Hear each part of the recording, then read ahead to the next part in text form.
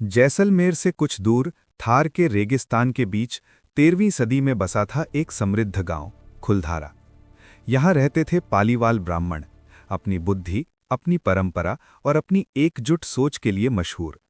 पानी की कमी वाले इस सूखे रेगिस्तान में भी उन्होंने ऐसे जल प्रबंधन की व्यवस्था बनाई कि बंजर जमीन भी उपजाऊ हो गई।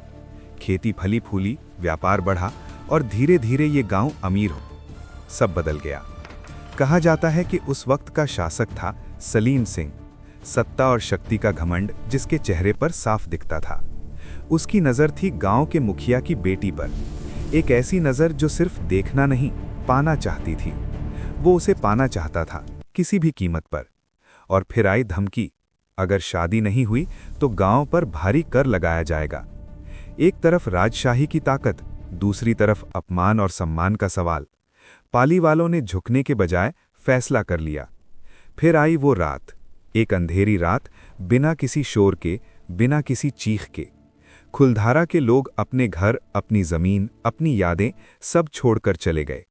कहते हैं सिर्फ खुलधारा ही नहीं, बल्कि आसपास के 83 गांव भी एक साथ खाली हो गए। सुबह जब लोग वापस आए, दरवाजे खुले थे, चूल्हे ठंडे थे, बर्तन वहीं रखे थे, लेकिन एक भी इंसान नहीं, न बच्चे, न बुजुर्ग, न जानवर, सिर्फ सन्नाटा।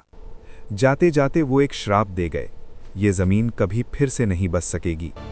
आज भी खुलधारा सुनसान पड़ा है। दिन में ये एक टूरिस्ट स्पॉट है, लोग तस्वीरें लेते हैं, कहानियां सुनते हैं, लेकिन सूरज ढलते ही यहाँ का माहौल बदल जाता है। रात को तेज हवा चलती है, अजीब आवाजें सुनाई देती हैं, और अंधेरा इन दीवारों को और गहरा बना देता है। लोग कहते हैं कि यहाँ किसी का बसना मुमकिन नहीं। कई लोगों ने कोशिश की, पर कोई टिक नहीं पाया। कुछ इतिहासकार कहते हैं कि शायद पानी की कमी या आर्थिक समस्या इसकी वजह थी। कुछ लोग इसे सिर्फ एक लोक कथा मानते हैं।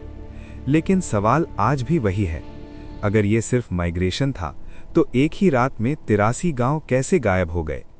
खुलधारा सिर्फ एक गांव नहीं, ये एक राज है, और शायद कुछ राज राज ही रहने के लिए बने होते हैं।